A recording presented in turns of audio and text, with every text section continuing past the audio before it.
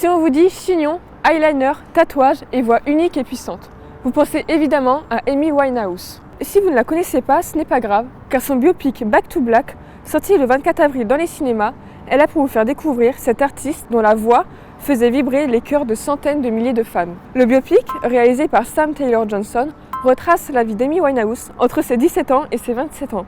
On y retrouve l'écriture mouvementée du fameux album Back to Black qui l'a propulsée au rang de star planétaire. Elle partira malheureusement trop vite, rejoignant ainsi le club des 27. Marissa Abela, incarnant Amy Winehouse, et Jack O'Connell, incarnant Black Fielder Civil, son mari, illustrent la relation tumultueuse mais passionnée qu'avaient les deux époux. Les acteurs n'ont d'ailleurs pas hésité à se donner corps et âme pour ce film. Par exemple, Marissa Abela a regardé tous les documentaires possibles sur la chanteuse. Elle a tenu à interpréter elle-même les chansons.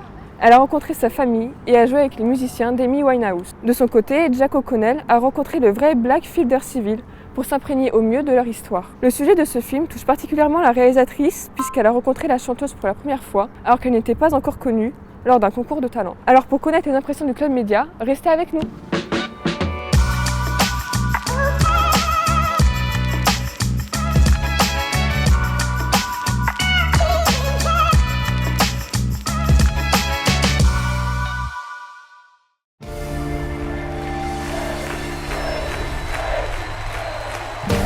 I don't write songs to be famous. I write songs because I don't know what I'd do if I didn't. On vient d'aller voir le film Back to Black de Sam Taylor Johnson. Place à la critique.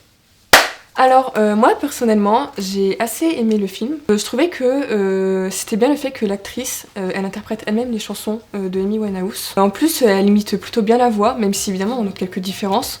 Mais je trouve que c'était assez agréable à écouter. Moi je trouve que t'as raison, mais je trouve qu'on se perd un peu au moment de quand elle passe du premier album au deuxième, parce qu'on ne sait pas quand se termine le premier album, donc on se perd beaucoup dans le film, je trouve. Et tout. Malgré ça, il y a quand même le fait qu'ils ont gardé la même actrice pour interpréter Amy Winehouse, vu que c'est quand même de ses 17 ans à ses 27 ans, donc il y a des changements physiques. Mais en fait, ils le mettent assez bien en scène grâce aux petits éléments, à des petits éléments physiques qu'elle a, des tatouages qui vont apparaître au fur et à mesure de l'histoire, à des événements marquants, aussi le trait d'eyeliner qui est épaissi, et puis la petite mèche colorée à ses cheveux. Moi je trouve que t'as raison, mais la fin est assez décevante. Elle a été trop brutale, elle a été passée tellement rapidement qu'on aurait pu être plus précis dans le film. Mais il y a quand même des passages qui sont assez émouvants, notamment je trouve la relation entre Amy et sa grand-mère, où ça montre bien la complicité qu'elles avaient toutes les deux. Du coup c'était assez émouvant à regarder. Et il y a aussi d'autres scènes qui sont assez particulières, l'ambiance, comme les scènes avec les paparazzis, où on peut ressentir en fait l'oppression que pouvait ressentir Amy Winehouse du coup quand elle vivait ça. Malgré qu'il y a eu des beaux moments dans le film avec sa grand-mère et qu'on a ressenti l'émotion qu'elle avait du stress à cause des paparazzis, je trouve que la relation entre son père a été trop positive, trop parfaite dans le film, alors que dans la vraie vie, c'était chaotique avec son père, il les avait délaissés à un moment. Et la relation avec Blake, elle a été un peu mensongère à un moment, parce que c'est quand même Blake qui l'a initié à la drogue. Dans le film, ils le mettent pas ça. Moi je vous recommande d'aller voir le film Back to Black parce que c'est un bon moyen de découvrir la vie de Amy Winehouse et aussi son œuvre.